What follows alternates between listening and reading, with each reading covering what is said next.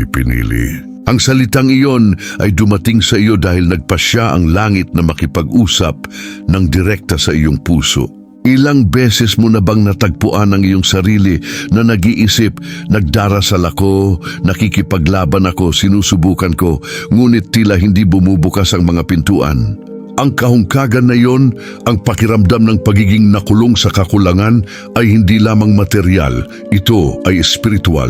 Sa araw na ito, itinakda ng Diyos ang pagtatapos ng pag-ikot na ito, hindi ka nakalimutan. Habang iniisip mo kung kailan ito ang iyong turno, ang langit ay nag-aayos na ng backstage ng iyong buhay.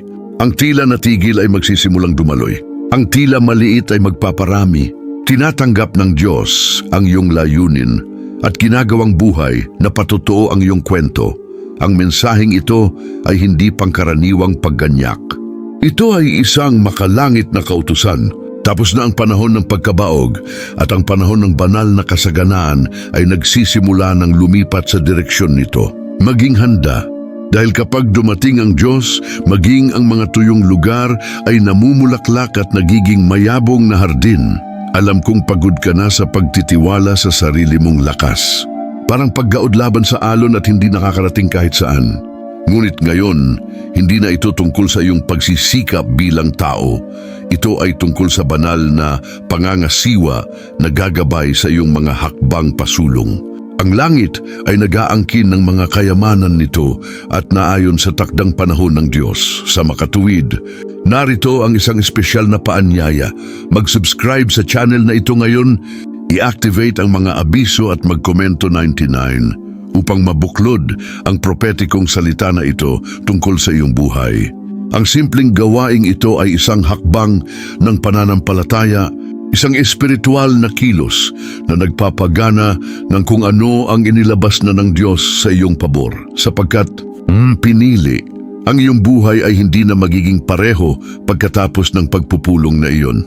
Isang bagay na makapangyarihan ang mangyayari sa loob mo at imposibleng huwag itong baliwalain.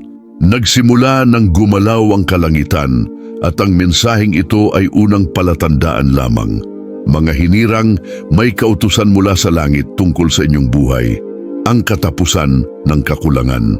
Ang tila isang walang katapusang pag-ikot ng mga saradong pintuan ay naputol ng kamay ng Diyos.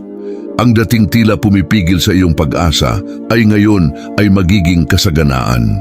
Ang espiritual at material na pagkabaog na nagmarka sa iyong paglalakbay ay umaabot na sa limitasyon nito. Ipinasiya ng langit na hindi na ito magiging ganito. Hindi binabaliwala ng Diyos ang iyong mga nakatagong luha o ang iyong mga bulong na panalangin sa madaling araw. Nakita niya kapag inabot mo at wala kang sapat. Alam niya ang sakit ng pakiramdam na laging may kulang. Ngunit ngayon ang kakulangan na iyon ay naputol tulad ng mga tanikala na napunit sa harap ng makalangit na kautusan. Ito ay hindi lamang isang panandaliang pagpapabuti, ito ay magiging isang supernatural na pagliko. Panahon na upang mapagtanto na ang Diyos ding nagparami ng langis ng balo at ng tinapay sa disyerto, ay siya ring kumikilos sa kanyang buhay ngayon. Ito ay hindi isang bagay ng nagkataon o pagsisikap ng tao, ngunit ng supernatural na probisyon. Kung saan may kahungkagan, inilalagay niya ang kapunuan. Kung saan may kulang, siya ay nagdadala ng pag-apaw ng labis na pag-aapaw sa kanya. Papalapit na ang anihan. Huwag isipin na huli na ang lahat. Marami ang naniniwala na ang kanyang kwento ay limitado sa kakulangan, ngunit muling isinusulat ng langit ang mga kabanata. Ang kakulangan ay hindi magkakaroon ng pangwakas na salita sa iyo. Ang kautusan ay inilabas na ngayon, kasaganaan sa halip na kalungkutan, kapayapaan na lumampas sa halip na pagkabalisa, pag-aani sa halip na ilang, at ang pagbabagong ito ay hindi lamang para sa ngayon. Kung ano ang inilalabas ng Diyos sa iyong buhay ay may epekto sa henerasyon. Ito ay isang susi na nagbubukas ng mga pintuan, hindi lamang para sa iyo, kundi para sa mga darating pagkatapos. Ang iyong pamilya ay magiging saksi na kapag itinakda ng Diyos ang pagwawakas ng kakulangan, walang kapangyarihang pantao o espiritual na makapipigil dito. Kaya, Maghanda upang mabuhay sa isang panahon na sorpresahin kahit na ang pinaka-hindi makapaniwala. Makikita mo ang mga hindi nakikitang pintuan na nagbubukas, ang mga hindi inaasahang mapagkukunan na dumarating at mga himala sa pananalapi na nangyayari ng natural. Ito ang simula ng isang panahon kung saan ang kalangitan ay pumalit sa kakulangan at nagtatanim ng kasaganaan na hindi kailanman mapapatay. Sa sandaling napili, maaring naramdaman mo na ang bigat ng pagsisikap na lutasin ang lahat sa iyong sarili. Magtrabaho ng walang pahinga, magplano, lumaban at kakaunti pa ring nakikitang resulta. Ito ay tulad ng paghahasik sa disyerto, maraming pagsisikap, ngunit walang nakikitang bunga. Ngunit ngayon ay may nagbago. Ang langit ay nagpasya na mamagitan at ang Diyos ay tumatagal ng kanyang layunin ng paglalaan. Kapag kinuha niya ang mga rains, walang basura. Ang dating tila isang bigo na pagsisikap ay magiging isang supernatural na pag-aani. Ang natigil ay nagsisimulang dumaloy dahil hindi na ito tungkol sa lakas ng iyong braso, kundi tungkol sa makapangyarihang kamay ng Diyos na nangunguna sa bawat detalye. Ang pagbabagong ito ay hindi nagmumula sa mga sistema ng tao, kundi mula sa isang banal na kautusan. Alam na niya ang landas na iyong tinatahak. Alam mo ang mga araw na ibinigay mo ang lahat ng iyong makakaya at tila hindi pa rin lumipat mula sa iyong kinaroroonan. Nakita niya ang kanilang mga pagtatangka, ang kanilang mga plano, ang kanilang mga pagkabigo. Ngayon, siya na ang pumapasok sa eksena. Sinabi niya, magpahinga kayo sapagkat ako ang Panginoon ang aanihin. Hindi na ikaw ang namamahala, kundi ang banal na pamamahala na gumagabay sa takbo ng iyong kasaysayan. Kapag tinatanggap ng Diyos ang layunin, kahit ang maliliit na bagay ay dumami. Ang isang simpleng pintuan ay nagiging access sa isang kinabukasan ng kasaganaan. Ang isang pagkakataon na tila maliit ay nagiging buhay na patotoo ng paglalaan. Para bang kinuha niya ang nagkalat na mga piraso ng iyong buhay at inorganisa ang mga ito sa isang kumpletong gawain. Panahon na upang ihanay ang iyong aktibong pananampalataya sa kanyang hakbang. Dahil kung dati ay tila hindi malamang, ngayon makikita mo ang hindi inaasahang mga mapagkukunan na lumitaw, nabuo ang mga estratehikong alyansa at nangyayari ang mga himala sa pananalapi. Ang lahat ng ito ay nagpapatunay na kapag ang Diyos ang pumalit, ang imposible ay nagiging araw-araw. Kaya huwag matakot kung ano ang mangyayari sa hinaharap. Huwag mo nang pansinin ang mga pagkakamali o pagkakamali ng nakaraan. Ang Diyos na ang nagmamay-ari nito. Babaguhin niya ang dating pakikibaka sa kapahingahan, kung ano ang bigat sa magaan, kung ano ang pagkabigo sa kasaganaan. Ang dating pagod mo ay magiging pinagmumulan ka na ngayon ng patotoo at tagumpay. Pinili, unawain ito. Ang kasaganaan na inilalabas ng Diyos sa iyong buhay ay hindi limitado sa mga numero sa isang account o material na pag-aari. Nagdadala ito ng mas malaking layunin. Lahat ng bagay na ibinubuhos ng langit sa iyong mga kamay ay may misyon na konektado sa iyong kapalaran. Hindi lang ito para mag-supply ngayon, ito ay para ihanay ka sa dahilan kung bakit ka tinawag. Marami ang nag-iisip na ang kasaganaan ay tungkol lamang sa panandaliang kayamanan. Ngunit sa kaharian ng Diyos ito ay isang kasangkapan. Ang bawat mapagkukunan na inilabas ay nagdadala ng isang espiritual na timbang, isang panawagan upang baguhin ang mga kapaligiran. Maabot ang buhay at buksan ang mga landas kung saan dati ay may mga hadlang lamang. Hindi ka lang nakakakuha ng probisyon, nakakakuha ka ng misyon. Ito ang panahon kung kailan mo sisimulan na makita na ang iyong mga nagawa ay may eko na lampas sa mga limitasyon ng iyong sariling buhay. Ito ang pamana ng henerasyon na naisaktibo. Ang dumarating sa inyong mga kamay ngayon ay may kapangyarihang baguhin, hindi lamang ang inyong tahanan, kundi pati na rin ang inyong mga kapitbahayan, lungsod at maging ang mga bansa. Tinawag ka upang maging isang channel, hindi isang depository. Huwag mong isipin kung ano ang gagawin ng Diyos bilang isang maliit na bagay. May nakatagong kaluwalhatian sa bawat di nakikitang pintuan na binubuksan niya. Bawat pagkakataon na dumarating ay isang paraan para maiugnay kanya sa kanyang layunin. Ang mga Diyos na kasaganaan ay hindi akumulasyon, ito ay pagkakahanay. Ito ay dapat ilagay sa eksaktong sentro ng kalooban ng Diyos, kung saan ang lahat ng bagay ay may kahulugan. Ang mas malaking kasaganaan na ito ay nagbibigay kahulugan din sa kung sino ka. Hindi lamang nito binabago ang iyong panlabas na katotohanan, ngunit pinapagana sa iyo ang isang makalangit na pagkakakilanlan na natutulog. Ang pinili ay hindi nabubuhay lamang para sa kanyang sarili. Nabubuhay siya bilang isang buhay na patotoo ng soberanya ng Diyos na nagpapakita sa mundo na ang tunay na kayamanan ay nakasalalay sa pagtupad sa banal na tawag. Kaya't maghanda upang makita ang higit pa sa agad. Ang bawat mapagkukunan ay magiging isang palatandaan. Ang bawat probisyon ay magiging isang patunay. Ang bawat himala ay magiging isang paalala. Ikaw ay itinalaga para sa isang bagay na mas dakila. Ang langit ay hindi naglalabas ng kasaganaan ng walang layunin, at kung ano ang darating sa iyo ay simula lamang ng isang misyon na umaalingaw-ngaw magpakailanman. Pinili, maunawaan ang isang bagay na makapangyarihan. Ang pagkilos ng Diyos ay ipinapakita rin sa pamamagitan ng mga gawa ng pananampalataya. Kapag nakatayo ka kahit sa maliliit na kilos, tumutugon ang langit.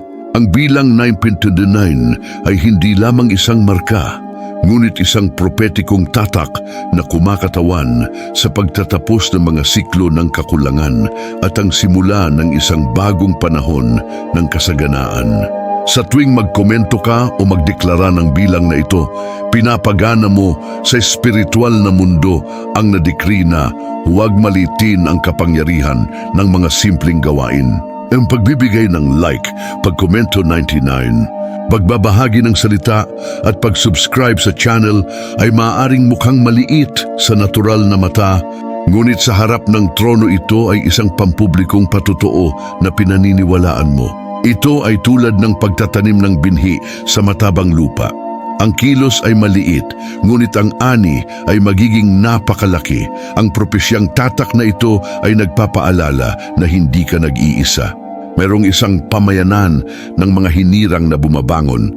Lahat ay nagbubuklod ng parehong pananampalataya.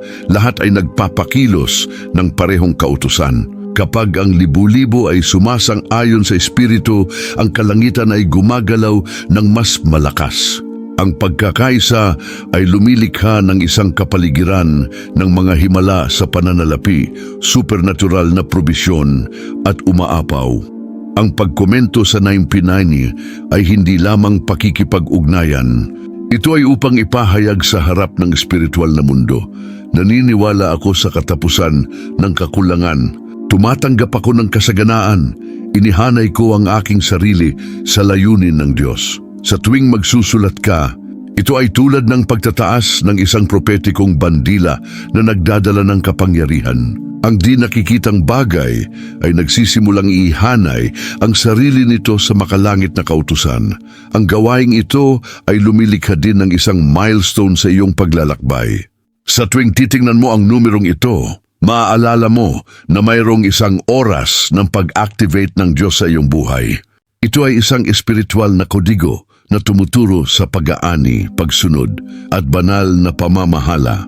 Ang 99 ay nagbubuklod kung ano ang inilabas na ng kalangitan para sa pabor nito. Sa makatuwid, huwag magatubiling lumahok sa kilusang ito. Magkomento, magbahagi at manindigan. Ang mga kilos na ito ay hindi nakikitang mga susi na nagbubukas ng mga pintuan na sarado. Ang prophetic seal 99 ay higit pa sa isang simbolo. Ito ay isang buhay na kautusan, isang palaging paalala na ang kasaganaan ay nagsimulang dumaloy patungo sa iyo. Kapag pinili ng Diyos, ang lahat ay nagbabago. Hindi lamang ito nagpapalaya ng mga mapagkukunan, ngunit nagtuturo din kung paano gamitin ang mga ito. Ito ang pagkakaiba sa pagitan ng pagsisikap ng tao at ng banal na pamamahala. Hindi ka na nabubuhay sa awa ng mga pangyayari o pagkabalisa para sa mga resulta dahil ngayon ang langit mismo ang nag-oorganisa ng iyong mga hakbang. Ang banal na pamamahala ay nagdudulot ng kaayusan kung saan nagkaroon ng kaguluhan. Kung dati ay naramdaman mong naliligaw ka, hindi mo alam kung saan ilalagay ang iyong lakas. Ngayon ay ginagabayan ng banal na espiritu ang bawat desisyon. Binabago nito ang pag-aalinlangan sa kalinawan at kung ano ang tila pagkalito ay nagiging tamang landas. Iyan ang kagandahan ng pamumuhay sa ilalim ng direksyon ng langit. Kumikilos ka, ngunit nagpapahinga. Hindi ito nangangahulugan ng pagtaas ng iyong mga braso. Ang hinirang ay patuloy na gumagalaw, ngunit naantig ng hininga ng Diyos at hindi lamang sa pamamagitan ng kanyang sariling pagsisikap.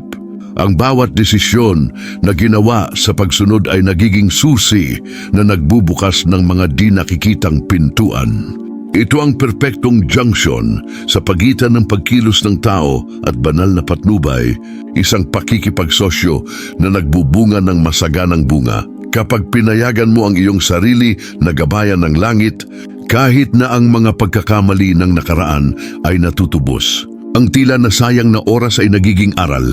Kung ano ang nabigo ay nagiging isang hakbang. Ito ang pamamahala ng Diyos. Walang nasayang. Ang lahat ay ginagamit upang ihanay ka sa mas malaking layunin at upang dalhin ka sa tamang lugar sa tamang panahon. At sa kapaligiran na ito namumulaklak ang tunay na kasaganaan. Hindi ka na umaasa sa mga estratehiya ng tao na nauubos ang iyong lakas, kundi sa walang hanggang karunungan na hindi kailanman nagkukulang. Itinuturo ng Diyos kung paano pamahalaan, paramihin at magbahagi. Ipinapakita niya na ang pagkabukas palad ay nagbubukas ng higit pang mga pintuan kaysa sa mahigpit na kontrol. Sa ganitong paraan, magsisimula kang mamuhay ng isang buhay na minarkahan ng kumpiyansa. Hindi na ito tungkol sa paghabol sa hangin, kundi tungkol sa paglalakad patungo sa patutunguhan. Sa banal na pamamahala, kahit na ang maliit ay dumami at maging ang mga imposible ay nagiging pang-araw-araw na mga himala. Ito ang pribilehiyo ng mga sumusuko sa lahat ng bagay at hahayaan ng Diyos na mamahala. Pinili. Kapag kinuha ng Diyos ang iyong buhay, isang mahalagang bagay ang nangyayari. Ang pagkabalisa ay nawawalan ng lakas. Ang kapayapaan na lumalampas sa lahat ng pangunawa ay nagsisimulang mamuno sa iyong puso. Hindi ang marupok na kapayapaan na nakasalalay sa mga kalagayan, kundi ang hindi natitinag na katiyakan na nagmumula sa langit. Kahit na ang mga bayarin ay tila humihigpit o ang mga pintuan ay hindi pa binubukas, nagpapahinga ka na alam na niya na ipinag-utos na niya ang pagwawakas ng kakulangan. Ang kapayapaang ito ay supernatural. Hindi ito maipaliwanag, maaari lamang itong mabuhay. Doon mo napagtanto na ang kontrol ay hindi na nasa iyong mga kamay, kundi nasa mga kamay ng isang makapangyarihang Diyos. At kung siya'y nagmamalasakit sa mga ibon at sa mga bulaklak, gaano pa kaya sa inyo na itinalaga bilang mga hinirang? Ang kapayapaan ay nagiging iyong kalasag laban sa takot at ang iyong angkla sa gitna ng mga bagyo. Gaano karaming beses na ninakaw ng pagkabalisa ang iyong pagtulog, iyong kalusugan at maging ang iyong pananampalataya? Nadya't ang gayuan ng siklo na ito ay nasira.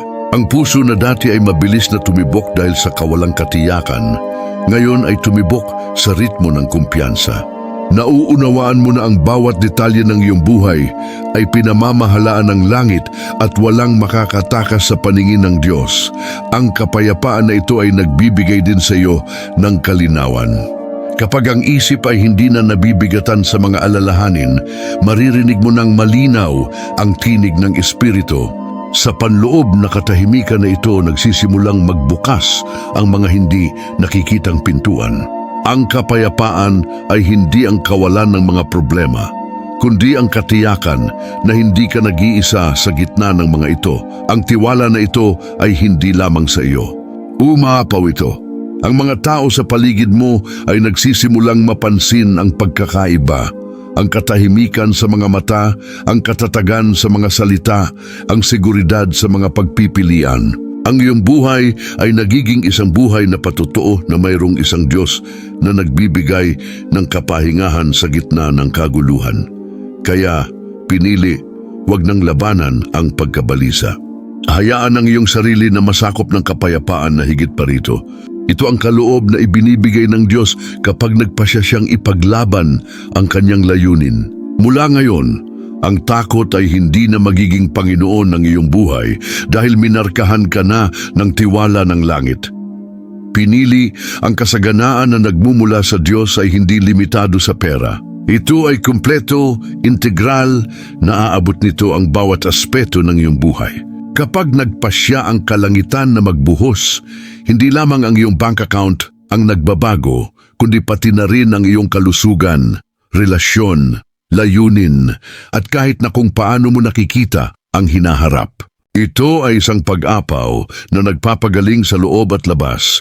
Ang kasaganaan na ito ay nakakaapekto sa iyong emosyonal na kalusugan. Ang pasanin na iyong dinala sa iyong mga balikat ay nagsisimulang bumagsak at natuklasan mo ang kapahingahan sa Diyos. Ang dating pagkabalisa ay nagiging kumpiyansa. Ang dati ay kinatatakutan ngayon ay nagiging lakas ng loob. Ang panloob na pagbabagong anyo na ito ay bahagi ng banal na kayamanan, kapayapaan na lumalampas, panibagong lakas at balanse na harapin araw-araw. Sa larangan ng pakikipag-ugnayan, ang kasaganaan ay nagpapakita rin ng sarili. Ang mga nasira na bono ay naibalik, ang mga espiritual na koneksyon ay na-activate at ang mga tamang tao ay nagsisimulang tumawid sa iyong landas. Ang Diyos ay hindi lamang nagbibigay ng iyong mga pangangailangan sa pananalapi, kundi inilalagay din ang mga tao na nakahanay sa layunin na lumakad kasama mo, at sa layunin, ang kasaganaan na ito ay mas maliwanag. Napagtanto mo na ang iyong buhay ay hindi na tungkol sa kaligtasan at nagiging tungkol sa misyon. Ang mga mapagkukunan na pumapasok ay hindi lamang upang mapanatili kang nakatayo, ngunit upang maiangat ang iba. Ito ang pagkakaiba sa pagitan ng pag-iimbak at pag-apaw ng tubig. Ang langit ay hindi bumubuhos sa iyo upang ikaw ay natigil, ngunit upang ikaw ay maging isang daluyan ng pagbabagong anyo. Ang kabuuang kasaganaan na ito ay nagdudulot din ng epekto. Ang inyong buhay ay nagiging buhay na patotoo ng banal na pangangasiwa. Titingnan ka ng mga tao at makikita na hindi lamang ito tungkol sa pera, kundi tungkol sa isang bagay na mas dakila, isang kayamanan na umaabot sa kaluluwa, nagpapalakas ng pananampalataya at nagbubunga ng walang hanggang bunga. Itinuturing kang buhay na patunay na ang pagmamalasakit ng Diyos ay lubos na nagmamalasakit. Huwag mong limitahan ang kaya niyang gawin. Nagsimula nang ilabas ang kabuuang kasaganaan at hindi ito mag-iiwan ng anumang bagay. Mula sa kalusugan hanggang sa tadhana, mula sa mga relasyon hanggang sa pananalapi, ang lahat ay nakahanay sa oras ng Diyos. At kapag kumilos siya, walang nananatiling hindi kumpleto. Pinili, hindi sapat na maniwala lamang ng walang pag-aalinlangan. Ang aktibong pananampalataya ay ang naninindigan, na gumagawa ng mga hakbang kahit na ang mga mata ay hindi nakakakita ng paraan para makalabas. Ang pananampalatayang ito ang gumagalaw sa puso ng Diyos at nagbubukas ng mga di nakikitang pintuan. Kapag tunay kang naniniwala, ang iyong mga saloobin ay nagbabago, ang iyong mga salita ay nagdadala ng kapangyarihan, at ang langit ay tumutugon sa iyong posisyon. Ang aktibong pananampalataya ay hindi tungkol sa panandaliang damdamin, kundi tungkol sa katatagan. Araw-araw itong gumigising at nagsasabi, nagtitiwala ako sa sinabi ng Diyos, na kahit hindi ko pa ito nakikita. Ang pag-uugali na ito ay nagiging sanhi ng hindi inaasahang mga mapagkukunan na inilabas at mga himala sa pananalapi na maging isang katotohanan. Ang pagsunod ng gasolina na nagpapanatiling buhay sa pananampalatayang ito. Kapag kumilos ka ng may pananampalataya, Ipinahahayag mo sa mundo ng mga espiritu na natanggap mo na ang pangako. At ang paniniwalang ito mismo ang nagbabago sa mga imposibilidad sa mga patutuo. Naghiwalay lamang ang dagat nang itaas ni Moises ang kanyang tungkod. Nangyari lamang ang pagpaparami ng isuko ng mga disipulo ang kaunting mayroon sila. Ang aktibong pananampalataya ay nangangailangan ng paggalaw. Hinihiling din nito ang pagbibitiw. Kadalasan, ang aktibong pananampalataya ay hihilingin sa iyo na bitawan ang kontrol.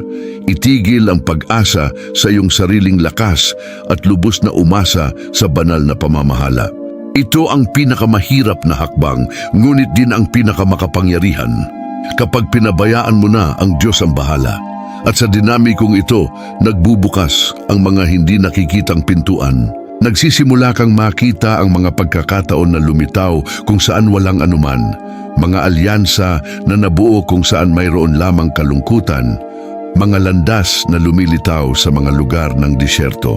Lahat ng ito ay dahil nagpasya kang maniwala at lumipat kahit na walang garantiya ng tao, kaya't huwag hayaang tumigil ang iyong pananampalataya. I-activate ito ngayon. Magpahayag, sumunod, naninindigan. Ang aktibong pananampalataya ay ang susi na naguugnay sa iyong buhay sa makalangit na kautusan. Kapag ikaw ay gumagalaw ng may pananampalataya, ang buong kalangitan ay gumagalaw kasama mo. Pinili ang kasaganaan na inilalabas ng Diyos sa iyong buhay ay walang petsa ng pag-expire. Hindi ito nagtatapos kapag nagbabago ang panahon dahil hindi lamang ito tungkol sa iyo. Ang ibinubuhos niya ngayon ay may pag-abot sa henerasyon. Ito ay isang walang hanggang pamana na magmamarka sa inyong mga anak, sa inyong mga apo, at maging sa mga hindi ninyo makikilala sa buhay na ito. Ang banal na pamana ay hindi lamang tungkol sa material na mana, kundi tungkol sa espiritual na mga binhi na namumunga mula sa henerasyon hanggang sa henerasyon. Ito ay ang aktibong pananampalataya na ipinapadala. Ang pagkabukas palad na nagbibigay inspirasyon, ang pagsunod na nagbubukas ng daan. Ang nabubuhay ka ngayon ay magiging pundasyon para sa marami na susunod sa iyo. Ang pamana na iyan ay buhay ding patotoo. Kapag tiningnan mo ang kasaysayan nito, makikita mo ang higit pa sa mga nakamit. Makikita nila ang isang makalangit na kautusan na natupad. Ang iyong buhay ay maaalala bilang patunay ng soberanya ng Diyos, bilang ebidensya na ang wakas ng kakapusan ay totoo at ang kabuuang kasaganaan ay maaaring umapaw sa lahat ng dako.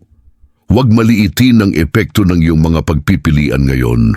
Ang iyong oo sa Diyos, ang iyong paninindigan sa pananampalataya, ang iyong desisyon na sundin ang panahon ng langit, lahat ng ito ay nagtatayo ng isang daan para sa mga susunod na darating. Inihahanda mo ang lupa para sa pag-aani na masisiyahan din ang iba. Ang walang hanggang pamana ay nangangahulugan din na ang kasaganaan nito ay hindi limitado sa mga kalakal na ginugol o nawala. Ipinapakita nito ang sarili sa mga prinsipyo, pagpapahalaga at espiritual na mga marka na hindi kailanman mabubura. Ito ang pagkakaiba sa pagitan ng pag-alis ng mga bagay at pag-alis ng mga patutunguhan na binago. Sa makatuwid, mamuhay ng may kamalayan na ito. Kung ano ang ginagawa ng Diyos sa iyo ngayon ay umaalingaw-ngaw ng higit pa sa iyong sariling buhay. Ang kasaganaan nito ay misyon, ang ani nito ay mana, ang kasaganaan nito ay walang hanggan. Hindi ka lamang isang lalagyan, ikaw ay isang daluyan para sa isang pamana na hindi matatapos. Pinili, ang langit ay tumatawag sa iyo sa isang kagyat na posisyon. Hindi ito panahon para ipagpaliban, hindi ito panahon para maghintay ng perpektong kalagayan. Ang tawag ay ngayon. Itinakda na ng Diyos ang pagtatapos ng kakulangan. Binuksan na niya ang mga di nakikitang pintuan at pinakawala na ang kasaganaan sa iyong buhay. Ngunit nasa sa iyo na pumila ka, maniwala at mabuklod ang salitang iyon sa pananampalataya. Ang tungkuling ito ay hindi lamang para sa inyo na tanggapin, kundi para sa inyong pamumuhay bilang isang buhay na patotoo. Ang iyong kwento ay magiging patunay na ang banal na pangangasiwa ay totoo, na posible ang labis na kapayapaan at na ang kasaganaan ng langit ay nakakaapekto sa bawat aspeto ng buhay. Ang iyong buhay ay magiging sagot sa marami na natigil pa rin sa kakulangan at pag-aalinlangan. Ang pangwakas na panawagan ay malinaw, manindigan sa aktibong pananampalataya, ipahayag kung ano ang inilabas na ng Diyos at mangako na sumunod. Ang propetikong tatak 9:29 ay higit pa sa isang bilang. Ito ang tanda ng mga taong nagpasyang maniwala nang hindi bumalik. Ang bawat komento, bawat kilos ng pananampalataya, bawat hakbang ay isang eko sa espiritual na mundo na nagbubukas ng mga landas at nagtatatag ng kautusan. Huwag mong isipin na nagkataon lang na pinili ka. Ang layunin ng Diyos ay mas dakila kaysa sa kanyang mga plano. Itinataas kanya bilang bahagi ng isang walang hanggang pamana. Isang tao na hindi lamang nakakaranas ng mga himala sa pananalapi, ngunit nagiging isang daluyan din ng pagkabukas palad, kasaganaan at pagbabagong anyo para sa iba. Ngayon na ang panahon upang sagutin, tinatanggap mo bang ipamuhay ang itinakda ng langit? Babangon ka ba upang lumakad sa oras ng Diyos o mananatili ka sa kinaroroonan mo? Udinwisi dito perbukas, ito na si Berdisad na yun. Isinulat na ng langit, ngunit ang iyong pananampalataya ang susi na nagpapaganap. Kaya, pagbubuklod ng salitang iyon, mag-subscribe sa channel na ito, ikaw ng mga abiso, at ideklara ang name 29 sa mga komento bilang isang palatandaan na natanggap mo ito. Ito ang kanyang propetikong gawain. Ito ang iyong posisyon. Inilabas na ang kautusan at ang iyong buhay ay hindi na magiging pareho. Hinirang, ngayong nabasa mo na ang bawat salita ng mensaheng ito, ang tanong ay, ano ang gagawin mo sa iyong natanggap? Itatago mo ba ito bilang panandaliang inspirasyon lamang o iposisyon mo ang iyong sarili upang ipamuhay ang celestial na kautusan na inilabas sa iyong buhay? Ang kalangitan ay nagbigay na ng signal, ngunit ang pag-activate ay nakasalalay sa iyong tugon. Huminto at magmuni-muni. Anong mga aspeto ng iyong buhay ang natigil pa rin sa kakulangan? Saan mo sinisikap na kontrolin ang iyong sarili nang hindi hinahayaan ang banal na pamamahala na kumilos? Anong di nakikitang mga pintuan ang naghihintay lamang para sa isang kilos ng pananampalataya na magbukas? Ang mga sagot na ito ay hindi teoretikal. Tinutukoy nito ang kurso ng iyong paglalakbay mula ngayon. Huwag kalimutan na hindi ka lamang tinawag upang tanggapin, ngunit upang umapaw. Ang iyong buhay ay bahagi ng walang hanggang pamana. At kung ano ang ginagawa ng Diyos sa iyo ay makakarating sa marami pang iba. Kapag ikaw ay naninindigan, ang iyong pananampalataya ay nagiging binhi ng mga henerasyon. Ito ay mas malaki kaysa sa maaari mong isipin. Kaya ano ang pipiliin mo ngayon? Patuloy na mamuhay ng limitado o maniwala sa kautusan ng kasaganaan? Ang langit ay handa ng palayain, ngunit ang susi ay nasa iyong mga kamay.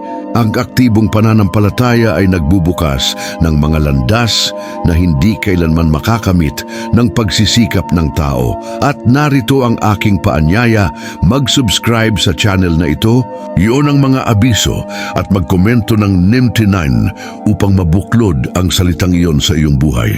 Ang simpleng kilos na ito ay isang propetikong gawain, isang nakikitang hakbang na nagpapalihok sa espiritual kung ano ang na-decree na para sa kanyang pabor. Dumating na ang oras ng Diyos para sa iyo. Pinili mo. Ang pag-aani ay nasa harap ng iyong mga mata. Ngayon ay oras na upang kumilos.